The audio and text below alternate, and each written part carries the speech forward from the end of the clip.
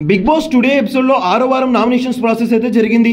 అయితే ఈసారి wild cards రాకతో నామినేషన్స్ లో చిన్న ట్విస్ట్ ఇచ్చాడు బిగ్ బాస్.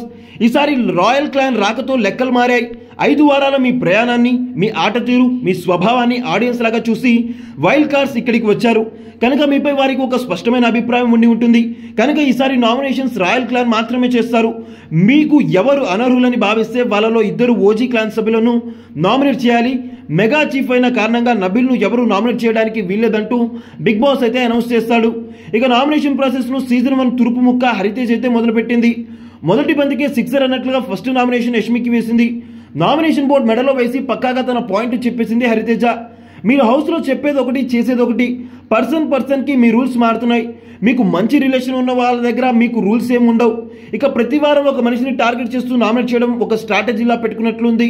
అయితే అలా రిపీటెడ్గా ఒకరినే నామినేట్ చేయడం వల్ల వేరే ఒక అనర్హుడైన వ్యక్తిని నామినేట్ చేయకుండా మీరు సేవ్ చేస్తున్నారు. ఇక నన్ను హర్ట్ చేశావు అందుకే నామినేట్ చేస్తున్నా అంటూ ప్రతి వారం చెప్పడం వల్ల అది న్యాయంగా అనిపించడం లేదు, అలాగే బోర్గా ఉంది. ఇక మన ఫ్యామిలీ పంపిన ఫుడ్ విషయంలో మీరు అది మణికంఠకి ఇచ్చి ఉంటే బాగుండేదని అనిపించింది. ఎందుకంటే మీకు ఇష్టమైన వాళ్ళవి ఎమోషన్స్, మిగిలిన వాళ్ళవి కాదు అనేటట్టుగా ఉంది మీ బిహేవియర్ అంటూ యష్మికి ఇచ్చి పడేసింది హరితేజ. ఇక హరితేజ పాయింట్లను డిఫెండ్ చేసుకోవడానికి యష్మి ట్రై చేసింది, కానీ పెద్దగా వర్కౌట్ కాలేదు. నేను స్ట్రాటజీ అనేది గేమ్లో మాత్రమే వాడతా, మిగిలిన చోట నాకు ఏమనిపిస్తే అదే చేస్తా. అది మీకు రాంగ్గా కనిపించిందేమో.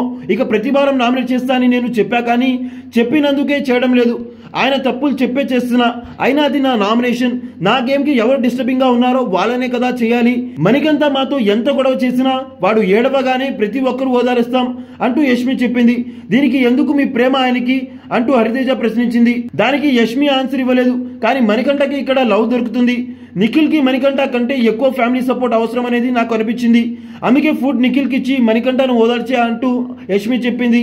మరి అదే ఓదార్పు నిఖిల్కి ఇచ్చేసి మణికంఠకి ఫుడ్ ఇచ్చి ఉండొచ్చు కదా అంటూ హరితేజ అడిగేసరికి తెల్లముఖం వేసింది యష్మి. అయినా మీరు ఓదార్చింది కూడా ఫేక్గా అనిపించింది అంటూ హరితేజ అయితే అంది. ఇలా నామినేషన్ ప్రక్రియ అయితే హాట్ గా కొనసాగింది హౌస్లో.